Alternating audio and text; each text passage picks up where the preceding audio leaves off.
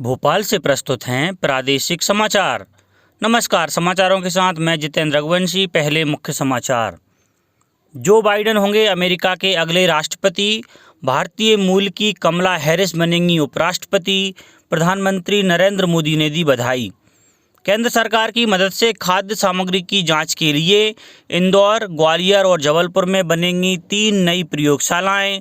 नए कैडर के शिक्षकों के 7वें वेतन में अंतर, करोड़ों रुपए की राशि अटकी। पिछले 11 महीने की अवधि का किया जाना है भुगतान। और राज्य में कोरोना संक्रमण में आई कमी, 24 जिलों में 10 से कम नए प्रकरण मिले। अब समाचार विस्तार से। जो बाइडेन अमेरिका के 46वें राष्ट्रपति होंगे। डेमोक्रेटिक पार्टी के उम्मीदवार श्री बाइडेन ने 273 सीटें हासिल कर राष्ट्रपति पद की दौड़ में रिपब्लिकन पार्टी के उम्मीदवार डोनाल्ड ट्रंप को पीछे छोड़ दिया है। 78 वर्षीय बाइडेन को लगभग 7.5 करोड़ लोगों के वोट मिले, जो अमेरिकी इतिहास में किसी भी राष्ट्रपति को मिले सर्वाधिक मत हैं। जो बाइडेन की जीत के साथ ही डेमोक्रेटिक पार्टी की उम्मीदवार कमला हैरिस का उपराष्ट्रपति बनना भी तय हो गया है। वे अमेरिका की पहली महिला उपराष्ट्रपति होंगी। सुश्री हैरिस भारतीय और अफ्रीकी मूल की ऐसी पहली महिला हैं जो अमेरिकी सीनेट की सदस्य होंगी। प्रधानमंत्री नरेंद्र मोदी ने जो बाइडेन को अमेरिका में राष्ट्रपति के चुनाव में जीत हासिल करने पर बधाई दी है। श्री मोदी ने कहा कि उन्हें श्री बाइडेन के साथ दोनों देशों के संबंधों को ऊंचाइयों पर ले जाने के लिए मिलकर काम करने का मौका मिलेगा। वहीं कमला हैरिस को उपराष्ट्रपति पद के लिए चुने जाने पर बधाई देते हुए श्री मोदी ने कहा कि उनकी सफलता बहुत ही महत्वपूर्ण है और भारत अमेरिकी समुदाय के लिए गर्व का विषय है। प्रदेश में विधानसभा की 28 सीटों पर 10 तारीख को मतगणना के साथ नतीजे घोषित किए जाएंगे।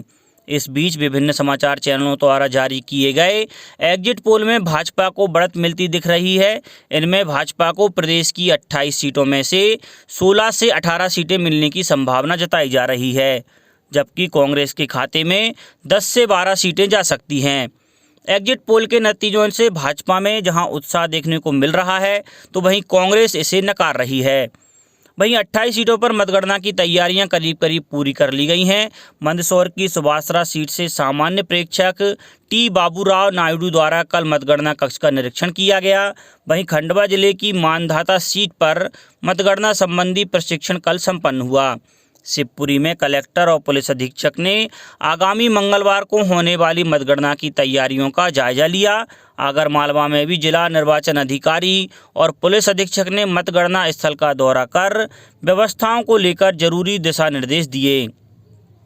केंद्र सरकार के वित्त पोषण से मध्य प्रदेश में शीघ्र ही खाद्य सामग्री की जांच के लिए इंदौर, ग्वालियर एवं जबलपुर में 3 नई प्रयोगशालाओं का निर्माण किया जाएगा। वहीं खाद्य सामग्री की जांच के लिए प्रदेश में 9 चलित प्रयोगशालाएं भी संचालित की जाएंगी, जो मौके पर ही खाद्य सामग्री की जांच कर उसकी रिपोर्ट दे सकेंगी। प्रदेश की खाद्य सामग्री जांच प्रयोगशालाओं की प्रतिमाह 1000 नमूने टेस्टिंग क्षमता है। मुख्यमंत्री ने क्षमता बढ़ाए जाने के संबंध में निर्देश दिए। उधर सरकार ने प्रदेश में मिलावटखोरों और नकली सामग्री निर्माण एवं विक्रय करने वालों के विरुद्ध सघन अभियान चलाने के निर्देश दिए हैं। मुख्यमंत्री शिवराज सिंह चौहान ने कहा है कि जनता को शुद्ध सामग्री उपलब्ध कराना हमारा कर्तव्य है। शहरी विकास मंत्रालय की हर सप्ताह जारी होने वाली देश भर की स्मार्ट सिटी की वरीयता सूची में इंदौर चौथे स्थान पर बना हुआ है। इंदौर को 78.53 अंक मिले हैं। वहीं 83.38 अंक के साथ अहमदाबाद सूची में पहले स्थान पर है। दूसरे स्थान पर सूरत और तीसरे पर वाराणसी है। इस सूची में भोपाल 76.83 अंक के साथ 6वें स्थान पर है। गौरतलब है कि मंत्रालय हर सप्ताह नए कार्य शुरू करने, जारी कार्यों की प्रगति और भुगतान की स्थिति जैसे तथ्यों के आधार पर वरीयता सूची जारी करता है। मंडला जिले में जीवाश्म रूप में करीब 6.5 करोड़ वर्ष पुराने डायनासोर के अंडे मिले हैं। जीवाश्म को वैज्ञानिक परीक्षण के लिए डॉक्टर हरि सिंह गौर विश्वविद्यालय सागर के प्रसिद्ध भूगर्भ शास्त्री व जीवाश्म विशेषज्ञ प्रोफेसर प्रदीप कुमार कठल ने अध्ययन व परीक्षण के बाद पाया कि ये जीवाश्म शाकाहारी डायनासोर के हैं। इनकी लंबाई 15 मीटर के करीब थी। अंडों की ऊपरी परत का इलेक्ट्रॉन माइक्रोस्कोप से अध्ययन किया गया।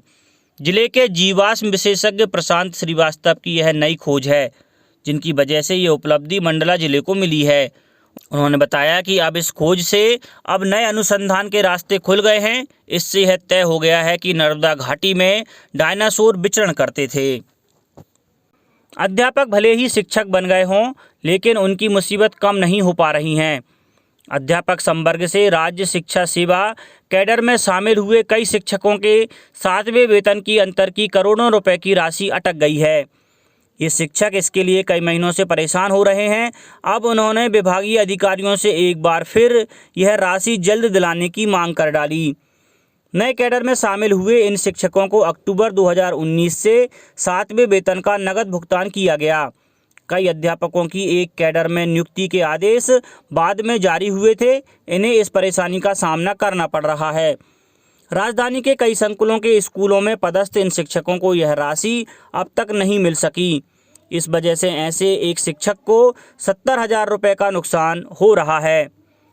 जिनकी नियुक्ति नए कैडर में हुई, उन्हें अक्टूबर 2019 से 7वां वेतन मिल गया। जिनकी नियुक्ति आदेश बाद में हुए, उन्हें 7वें वेतन का भुगतान सितंबर 2020 से किया। अब इन्हें अक्टूबर 2019 से अगस्त 2020 तक के 7वें वेतन का भुगतान होना है, जो नहीं हो पा रहा है। प्रदेश में कोविड-19 के मरीजों की संख्या 1,76,468 हो गई है। वहीं इनमें से 1,65,715 मरीज स्वस्थ हो चुके हैं। इस तरह सक्रिय प्रकरणों की संख्या घटकर 7,736 रह गई है। 52 में से 24 जिले कल ऐसे रहे जहां 10 से कम नए मरीज मिले। सबसे ज़्यादा प्रभावित इंदौर जिले में कल 89 लोगों में संक्रमण की पुष्टि हुई। वहीं 110 मरीज स्वस्थ होकर घर लौटे। मंडला से राहत की खबर मिली, जहां एक भी प्रकरण सामने नहीं आया। शाजापुर में 78 सक्रिय मरीज बचे हुए हैं।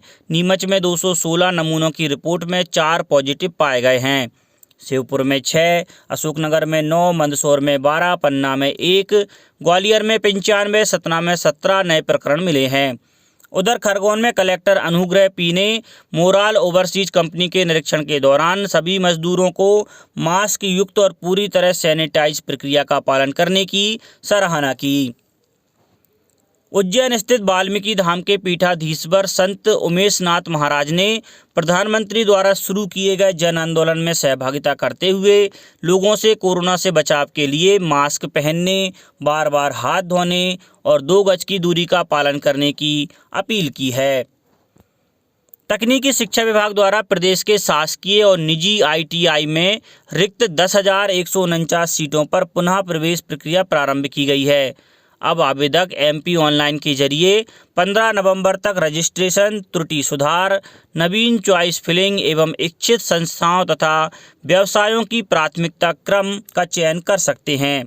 MP ऑनलाइन द्वारा मेरिट सूची 16 नवंबर को जारी की जाएगी। वहीं उच्च शिक्षा विभाग ने शैक्षणिक सत्र 2020-21 के अंतर्गत ऑनलाइन प्रवेश प्रक्रिया के CLC चतुर्थ चरण में स्नातक और स्नातकोत्तर स्तर के पाठ्यक्रम में प्रवेश से वंचित अभ्यर्थियों के लिए पंजीयन और त्रुटि सुधार की सुविधा कल तक उपलब्ध रहेगी।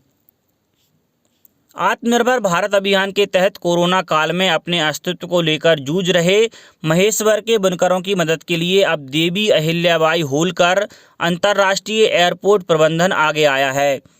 एयरपोर्ट पर अब महेश्वर के बुनकरों द्वारा तैयार मास्क का विक्रय किया जाएगा। एयरपोर्ट डायरेक्टर आर्यमा सान्याल ने बताया कि उन्होंने बुनकरों द्वारा तैयार मास्क को एयरपोर्ट पर विक्रय करवाने का निर्णय लिया है। एयरपोर्ट पर महेश्वरी साड़ी का एक आउटलेट है, यहां पर संपर्क किया गया है। वे महेश्वरी साड़ी के साथ अब यहां पर मास्क का विक्रय भी किया जाएगा। अगले सप्ताह तक बिक्री शुरू हो जाएगी। अब कुछ समाचार खेल जगत से। वुमेन्स T20 चैलेंज यानी महिलाओं के IPL के तीसरे सीजन के तीसरे मैच में हरमनप्रीत कौर की सुपरनोवाज ने स्मृति मंधाना की ट्रेल ब्लेजर्स को 2 रन से हरा दिया। जीत के साथ सुपरनोवाज ने फाइनल में अपनी जगह पक्की की, जहां 9 नवंबर को उसका मुकाबला ट्रेल ब्लेजर्स से होगा। वहीं मिताली राज की वेलोसिटी टूर्नामेंट से बाहर हो गई। शारजाह में सुपरनोवाज ने टॉस जीतकर बैटिंग करते हुए 147 रन का टारगेट दिया था। जवाब में ट्रेल ब्लेजर्स की टीम 20 ओवर में 5 विकेट पर 144 रन ही बना पाई। दीप्ति शर्मा ने सबसे ज़्यादा 43 रन की पारी खेली। कप्तान मंधाना ने 33 और हरलीन ने 27 रन बनाए। वहीं सुपरनोवाज के लिए शकीरा सैलमन और राधा यादव को 2-2 और अनुजा पाटिल को 1 विकेट मिला। आईपीएल के 13वें सीजन का दूसरा क्वालिफायर आज अबू धाबी में दिल्ली कैपिटल्स और सनराइजर्स हैदराबाद के बीच खेला जाएगा। इस मैच की विजेता 10 नवंबर को मुंबई इंडियंस के साथ दुबई में खिताबी मुकाबला खेलेगी। इस मैच को जीतकर दिल्ली के पास अपना पहला फाइनल खेलने का मौका होगा। वहीं आंकड़ों की बात करें तो हैदराबाद मजबूत नज़र आ रही है। लीग राउंड में दिल्ली और हैदराबाद के बीच हुए दोनों मुकाबलों में वार्नर की टीम भारी पड़ी थी। सीजन के 11वें मैच में हैदराबाद ने दिल्ली को 15 रन से हराया था। वहीं सीजन के 47वें मैच में दिल्ली को हैदराबाद के हाथों 88 रन की करारी हार झेलनी पड़ी थी। दिल्ली को सीजन के पहले क्वालिफायर में मुंबई के हाथों करारी हार झेलनी पड़ी थी। मुंबई ने पहले बल्लेबाजी करते हुए दिल्ली को 201 रन का टारगेट दिया था। जवाब में दिल्ली 8 विकेट पर 143 रन ही बना सकी थी। शुक्रवार को खेले गए एलिमिनेटर मुकाबले में हैदराबाद ने बेंगलुरु को 6 विकेट से हराया था। इसी के साथ बेंगलुरु का पहली बार खिताब जीतने का सपना अधूरा रह गया। बेंगलुरु ने पहले बल्लेबाजी करते हुए हैदराबाद को 132 रन का टारगेट दिया था। जवाब में हैदराबाद ने 2 बॉल शेष रहते 4 विकेट पर यह लक्ष्य हासिल कर लिया था। अब कुछ समाचार संक्षेप में। केंद्रीय जेल ग्वालियर और इस सर्किल की सभी जिला और सब जेलों में भाई दूज पर कैदियों की खुली मुलाकात की व्यवस्था प्रतिबंधित रहेगी। सिंगरौली जिले के सरई में एक मिनी ट्रक दुर्घटनाग्रस्त हो गया। इस हादसे में एक वृद्ध महिला सहित 4 लोगों की मृत्यु हो गई। वहीं 16 लोग घायल हो गए। सतना जिले के चित्रकूट में स्थित ग्रामोदय विश्वविद्यालय में कल वित्तीय साक्षरता पर वेबिनार आयोजित किया गया। शिवपुर नगरपालिका क्षेत्र में जल संरक्षण और रूफ वाटर हार्वेस्टिंग प्रोत्साहित करने के लिए जिला प्रशासन की पहल पर कल एक कार्यशाला का आयोजन किया गया। नीमच जिला जल अभावग्रस्त घोषित किया गया है और कटनी जिले में 2429 कम वजन के बच्चों की सेहत में सुधार हुआ है। अंत में मुख्य समाचार एक बार फिर। जो बाइडेन होंगे अमेरिका के अगले राष्ट्रपति। भारतीय मूल की कमला हैरिस बनेंगी उपराष्ट्रपति। प्रधानमंत्री नरेंद्र मोदी ने दी बधाई। केंद्र सरकार की मदद से खाद्य सामग्री की जांच के लिए इंदौर, ग्वालियर और जबलपुर में बनेंगी 3 नई प्रयोगशालाएं। और राज्य में कोरोना संक्रमण में आई कमी, 24 जिलों में 10 से कम नए प्रकरण मिले। इस बुलेटिन में इतना ही। घर पर रहिए, सुरक्षित रहिए और सुनते रहिए प्रादेशिक समाचार। नमस्कार।